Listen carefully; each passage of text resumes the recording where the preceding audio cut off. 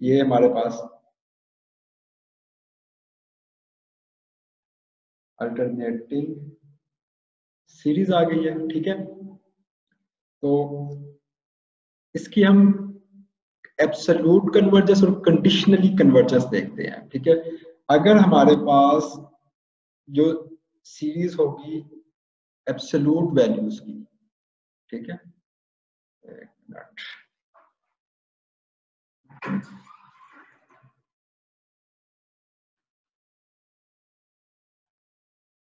अगर हमारे पास absolute values की जो सीरीज है, लेट्स से दिस सीरीज, अगर ये आपके पास कन्वर्जेंट है, अगर ये if this is convergent, okay, तो फिर हम कहेंगे कि हमारे पास जो सीरीज है, ये वाली सीरीज है, this is absolutely convergent, this series is absolutely convergent.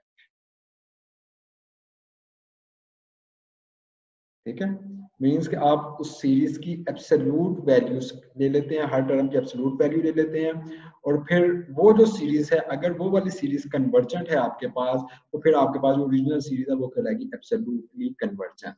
लेकिन अगर आपके पास ये सीरीज डाइवर्जेंट है, अगर आपके पास दिस सीरीज इज डाइवर्जेंट, ठीक है, आप ये आपके पास डाइवर्जेंट आ जाती है, तो फिर और आपके पास ये जो अल्टरनेटिंग सीरीज है, ये वो वाली दो कंडीशंस को सेटिस्फाई कर रही है जो हमने लास्ट टाइम देखी थी कि दिस इज, लेकिन ये डाइवर्जेंट है, बट ये आपके पास जो ये वाली सीरीज है a n, this is non increasing. ठीक है, ये आपके पास नॉन इंक्रीजिंग सीरीज हो, प्लस आपके पास ये आपके पास जीरो हो। ठीक है, मींस ये दोनों कंडीशन सेटिस्फाई हो रही है, ये वाली दो कंडीशंस अगर सेटिस्फाई हो, सीरीज डाइवर्जेंट है, लेकिन एब्सोल्युटली जो हमने उसकी एब्सोल्यूट वैल्यूज की सीरीज ली वो हमारे पास डाइवर्जेंट आ गई, लेकिन जो आपके पास ओरिजिनल सीरीज थी वो उसकी एनएच टर्म जीरो को अप्रोच कर रही है और वो नॉन इंक्रीजिंग भी है, तो फिर इस केस में हम कहेंगे कि हमारे पास जो सीरीज है दिस इज ये वाली ओरिजिनल सीरीज है, ये वाली सीरीज, ठीक है, ये हमारे पास है conditionally convergent, conditionally convergent. Okay, इसके बाद हम एक और इसकी फॉर्म की तरफ जाते हैं, डाइवर्जेंस की तरफ। वो इस तरह होगा कि अगर आपके पास ये वाली series this is divergent, this is divergent, and ये जो सीरीज है, ये अल्टरनेटिंग जो सीरीज है, ये आपके पास हमारी इन दो में से किसी एक कंडीशन को सेटिस्फाई नहीं कर रहा, या दोनों को ही सेटिस्फाई नहीं कर रहा, मींस कि ये दोनों कंडीशंस फुलफिल नहीं हो रही। ठीक है, तो इट मींस या तो आपके पास ये इंक्रीजिंग आ जाए या आपके पास ये नॉन जीरो आ जाए, ये दोनों ही सेटिस्फाई ना करें, तो फिर इसका मतलब है कि ये हमारे पास भी दूसरा टेस्ट भी हमें डाइवर्जेंस ही देगा, तो इस केस में आपके पास जो सीरीज होगी वो डाइवर्जेंट है। ठीक है, तो हमने देख लिया कि आपके पास ये जो सीरीज है अल्टरनेटिंग सीरीज, ये हमारे पास तीन, इसके पास वो आ सकते हैं, हमारे पास कन्वर्जेंस डाइवर्जेंस तीन तरह की इसमें आ सकती है। नंबर वन ये है कि आप इसकी एब्सोल्यूट वैल्यूज लेते हैं और वो एब्सोल्यूट वैल्यूज की जो सीरीज है वो कन्वर्जेंट है, तो इस केस में फिर आपकी जो ओरिजिनल सीरीज है वो एब्सोल्युटली कन्वर्जेंट, ये जो आपके पास अल्टरनेटिंग सीरीज है ये एब्सोल्युटली कन्वर्जेंट हो। दूसरा केस आपके पास आ जाता है कि आपके पास ये जो एब्सोल्यूट वैल्यूज की सीरीज है ये डाइवर्जेंट है, ठीक है, एब्सोल्यूट वैल्यू की सीरीज डाइवर्जेंट आ गई, लेकिन आपके पास आपकी जो सीरीज है वो दो कंडीशंस को सेटिस्फाई कर रही है, मींस कन्वर्जेंस की, जो आपके पास सीक्वेंस है वो नॉन इंक्रीजिंग है, सेकेंडली आपके पास एनएच टर्म की जो लिमिट है वो आपके पास जीरो को अप्रोच कर रही है। इसका मतलब है कि फिर आपकी सीरीज जो है, ये जो अल्टरनेटिंग सीरीज है, this is not absolutely convergent but this is conditionally convergent. ठीक है, लेकिन उसके बाद हमारे पास एक थर्ड इसका फॉर्म आ जाती है कि अगर आपके पास ये जो सीरीज है ये कन्वर्जेंट नहीं है, ठीक है, एब्सोल्युटली कन्वर्जेंट नहीं है, मींस डाइवर्जेंट है, ठीक है, एब्सोल्युटली आपके पास कन्वर्जेंस नहीं आती, और सेकेंडली आपके पास जो अल्टरनेटिंग सीरीज को चेक करने का क्राइटेरिया है, उन दोनों में से कोई एक कंडीशन या दोनों ही कंडीशन फुलफिल नहीं हो रही, इस केस में आपके पास उधर से तो डाइवर्जेंट आया, इधर से भी आपके पास डाइवर्जेंट आया, इस केस में आपके पास जो सीरीज होगी वो डाइवर्जेंट होगी। और सम ऑथर जो है इसको एब्सोल्युटली डाइवर्जेंट भी कॉल करते हैं, लेकिन ये सिर्फ आप इसको डाइवर्जेंट भी कह सकते हैं, ठीक है। और कोई भी आप अकॉर्डिंग टू किसी भी बुक जिस भी तरह से आप इसको लेके चलना चाहें, ठीक है। अब आपके पास ये इसका क्राइटेरिया आ गया। अगर आप इसको थोड़ा सा डेफिनेशन की फॉर्म में लिखना चाहें,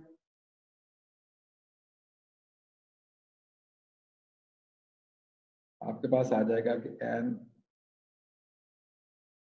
अल्टरनेटिंग सीरीज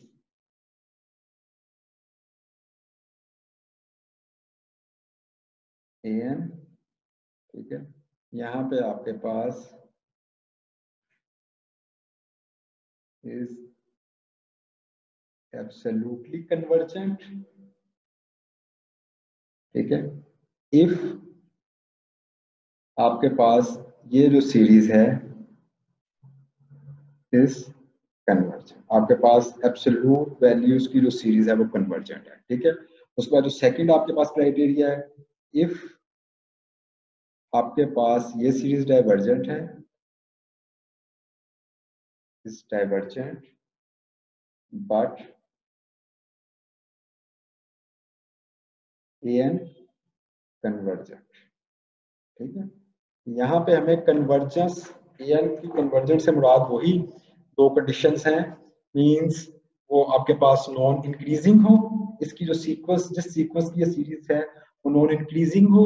सेकेंडली आपके पास इसकी जो ये जो nth टर्म है ये जीरो को अप्रोच करे, ठीक है। तो इस केस में आपके पास जो सीरीज है वो कंडीशनली कन्वर्जेंट कहलाएगी, and this series is said to be conditionally convergent,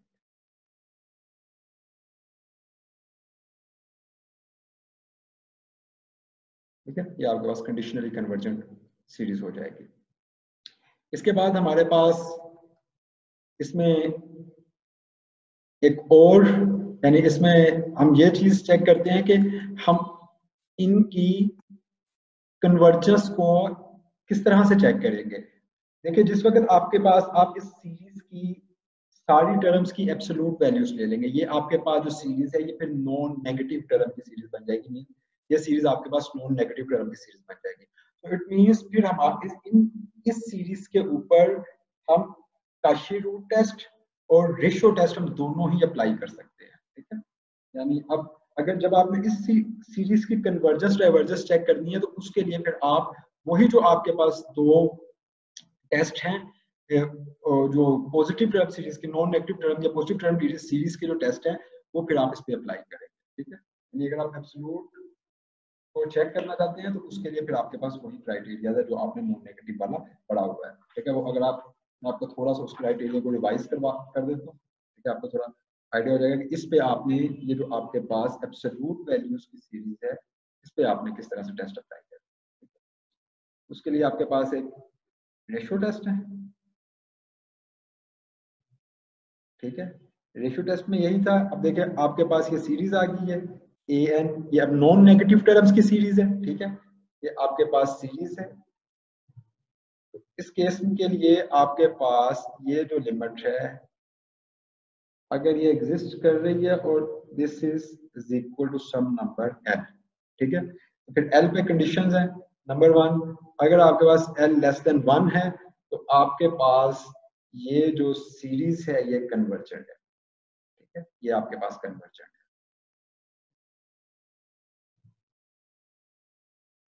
secondly, अगर आपके पास एल ग्रेटर देन वन है या आपके पास एल इंफिनिटी है ग्रेटर देन वन में, आप इंफिनिटी वाला केस भी कंसीडर कर सकते हैं, ठीक है। देन आपके पास जो सीरीज है ए एन, ये आपके पास डाइवर्जेंट है, ठीक है। और अगर आपके पास L is equal to one है तो एज इट इज, ठीक है। तो फिर आपके पास ये जो टेस्ट है ये कन्वर्जेंस डाइवर्जेंस के बारे में कोई इंफॉर्मेशन नहीं दे रहा, ठीक है। L is equal to one, test give no information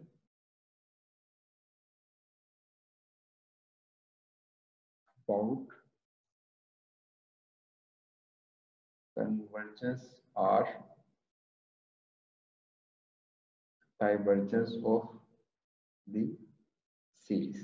ठीक है, ये आपके पास उसकी कन्वर्जेंस डाइवर्जेंस के बारे में कोई इंफॉर्मेशन नहीं दे रहा। उसके बाद ये आपके पास है रेशियो टेस्ट, सिमिलरली आपके पास है रूट टेस्ट। ठीक है, रूट टेस्ट में आपके पास ये नॉन नेगेटिव टर्म्स की सीरीज है। ठीक है, ये आपके पास नॉन नेगेटिव टर्म की सीरीज है। ठीक है, तो इसके ऊपर आप लेट से उसी तरह से limit n approaches to infinity, यहाँ पे आप उसकी n 1/n पावर देंगे। ठीक है, ये आपके पास लेट से कोई भी लिमिट है, लेट से इज इक्वल टू a। ठीक है, ये आपके पास इसकी कोई लिमिट एग्जिस्ट करती है। फिर वही कंडीशन है, अगर आपके पास a जो है लेस देन 1 है तो आपके पास ये जो सीरीज है कन्वर्जेंट है। Series convergent. अगर आपके पास a ग्रेटर देन 1 है तो फिर आपके पास जो सीरीज जो है वो डाइवर्जेंट है। ठीक है, इसको आप डायरेक्ट लिख सकते हैं, ये आपके पास डाइवर्जेंट है। ठीक है, अगर आपके पास a इज इक्वल टू 1 आ जाता है, ठीक है, test give no information about convergence.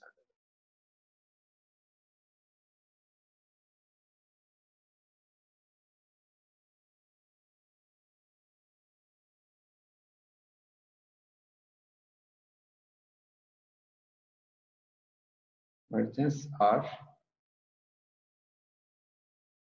Divergence. ठीक है, तो अब मैं आपको थोड़ा सा इसका दोबारा से बोल देता हूँ। आपके पास ये अल्टरनेटिंग सीरीज है। ठीक है, आपने इसकी कन्वर्जेंस चेक कर दिया। अब आपके पास ये तीन तरह की इसमें आ सकती है, एक एब्सोल्यूट कन्वर्जेंट आ सकती है, कंडीशनल कन्वर्जेंट आ सकती है, या डाइवर्जेंट होगी। ठीक है, तो एब्सोल्यूट कन्वर्जेंट के लिए आप उसकी एब्सोल्यूट वैल्यूज की सीरीज लेते हैं, फिर आप उसकी उसके ऊपर आपको आपके पास ये जो टेस्ट है आप ये अप्लाई कर सकते हैं। इसके अलावा बेसिक कंपैरिजन टेस्ट भी आप अप्लाई कर सकते हैं। ठीक है, इन टेस्ट को अप्लाई करके आपने इस सीरीज की ये जो आपके पास एब्सोल्यूट वैल्यू उसकी सीरीज है इसकी कन्वर्जेंस डाइवर्जेंस चेक करनी है। अगर तो ये सीरीज कन्वर्जेंट हो गई तो इट मींस आपके पास जो ओरिजिनल सीरीज है, जो अल्टरनेटिंग सीरीज है, वो आपके पास एब्सोल्युटली कन्वर्जेंट है। ठीक है, अगर ये डाइवर्जेंट हो गई लेकिन आपके पास जो अल्टरनेटिव सीरीज है वो इन दो कंडीशंस को सेटिस्फाई कर रही है तो फिर ये आपके पास कंडीशनली कन्वर्जेंट होगी। लेकिन अगर ये भी डाइवर्जेंट हो गई है एब्सोल्यूट वैल्यू की सीरीज की, और इधर से आपके पास इन दो में से कोई एक या दोनों ही कंडीशन सेटिस्फाई नहीं होती, तो फिर आपकी जो अल्टरनेटिव सीरीज है वो डाइवर्जेंट होगी। ठीक है, ये आपके पास एक डेफिनेशन है इसकी अंडरस्टैंडिंग के लिए। कोई भी अल्टरनेटिव सीरीज, यहाँ पे an जो है वो नॉन नेगेटिव टर्म्स या स्ट्रिक्टली पॉजिटिव टर्म्स आप कहते हैं, इज एब्सोल्युटली कन्वर्जेंट अगर आपके पास एब्सोल्यूट वैल्यूज की जो सीरीज है कन्वर्जेंट है। अगर ये आपके पास डाइवर्जेंट है लेकिन आपके पास ये सीरीज कन्वर्जेंट है, देन आपके पास जो सीरीज है वो आपके पास कंडीशनली कन्वर्जेंट है। ठीक है,